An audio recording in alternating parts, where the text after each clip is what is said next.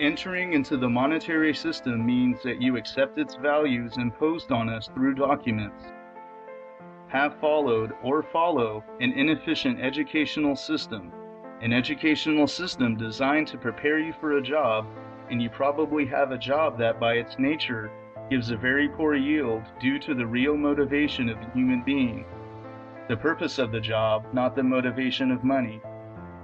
Now that you're part of the monetary system, let's analyze these ideas and situations that are created or perpetuated by it.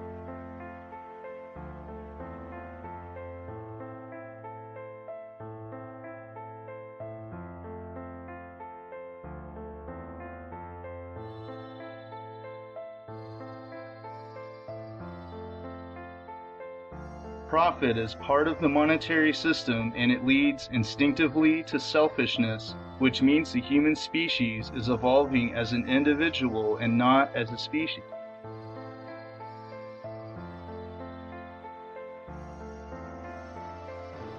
I need a man who has powerful friends. I need $1 million in cash. I need, Don Corleone, those politicians that you carry in your pocket, like so many nickels and dimes. What is the interest for my family? 30%. In the first year, your end should be $3-4 million. And then it would go up. Now, what is the interest for the Tattaglia family? The compliments. I'll take care of the Tattaglias. Out of my share. So, I receive 30% for finance, political influence, and legal protection. That's what you're telling me. That's right. You don't need to go there and study the people. Just take a photograph. A photograph of New York City, Chicago, LA, any city shows every building a different size, which means every man for himself, which means it's a selfish, self-centered culture. I don't need to ask what people are like in Chicago. I know by looking at the city and the fact that they tolerate what exists. You can't live to yourself, is the message I'm talking about. If we don't take care of everybody, including ourselves, we cannot build a world free of war, poverty, and hunger.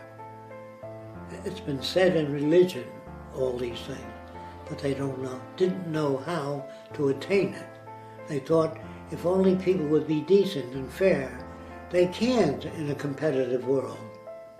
If you manufacture stockings that have runs in them, people have to buy new stockings.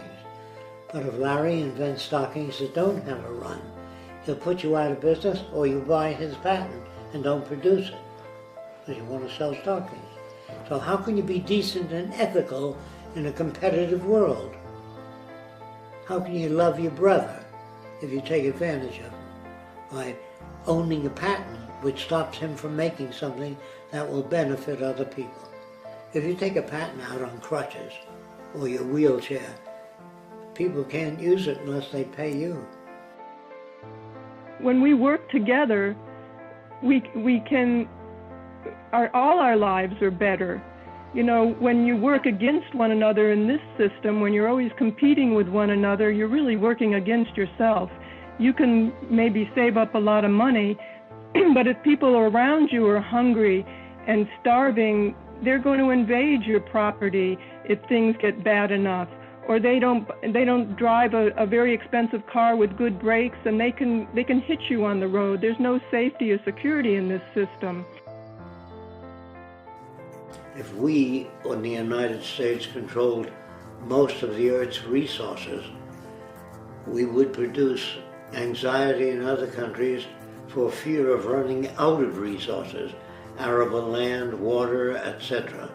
And therefore they might invade this country to try to get the necessary resources for survival.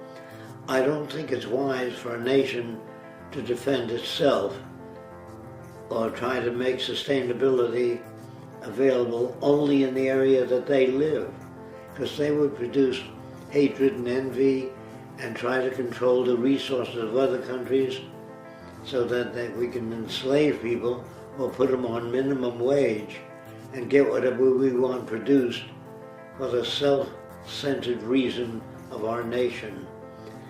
And we seek national advantage rather than global advantage. As long as we seek national advantage, it may work for a while. It may enhance the lifestyles or increase the productivity of goods and services. But that's not of long duration. This is the only thing I worry about. Sustainability for separate nations is okay in the short run, but in the long run it produces negative retroaction. It's dangerous because your tendency is to make your first priority personal fulfillment and the second, the planet resources, people, climate, or other factors on which you are depending.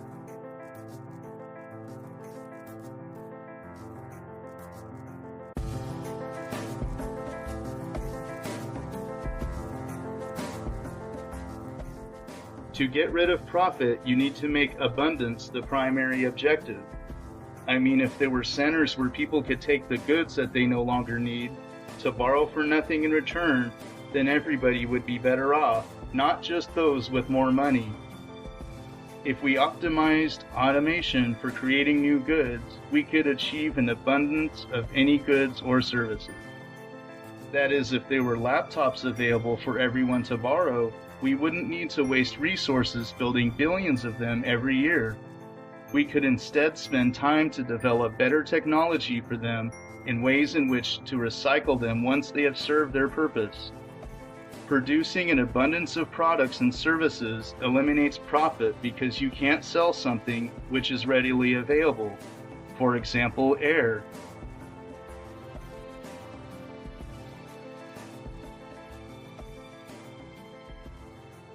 Most of us don't own everything we need. Cindy, for instance, wants to throw a party tonight. But she doesn't have enough furniture. She needs an extra table, some chairs, and a sound system. Cindy wonders where she's going to get all this. Should she buy these things? That would be too expensive. Also, when the party's over, where would she store all the stuff? She might only use those extra things a couple of times a year. Should she rent them? But where can you find such a variety of items for rent? Plus, if she does find them for rent, it'll still cost her. And the rental place could be closed if it's a holiday or a Sunday. Why not borrow these items? That would be free. And then Cindy wouldn't need to store them anywhere. And it's doable even on a Sunday. Great. But who will Cindy borrow from? Should she call everybody in her phone book, not knowing if she'll find what she's looking for? There is a solution, and it's called happysharing.com. Cindy can go on happysharing.com and post a list of what she needs. On happysharing.com, Cindy will view what she can borrow from her friends, family, and colleagues. On happysharing.com, each user can show what he's ready to lend to friends, neighbors, family, and colleagues. It's just one click away. Think of all the things you can use and have access to without having to pay for it. Thanks to happysharing.com. Such a solution does not lead anywhere in the monetary system because it is contrary to cyclical consumption, which the monetary system is based upon. If people worked for oneself, there wouldn't be the electric light. There wouldn't be engines that power vehicles. There wouldn't be electrification and reservoirs and water purification. These are processes that help all people. And processes that help single people is a very primitive value system carried into this century, which is really not necessary.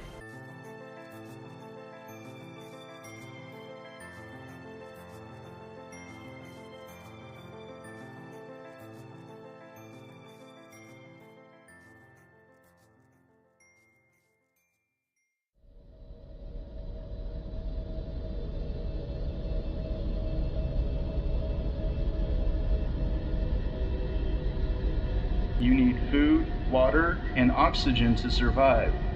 If you are focusing on personal accomplishment, for example, your status in the monetary system, You can omit the laws of nature in your connections with it.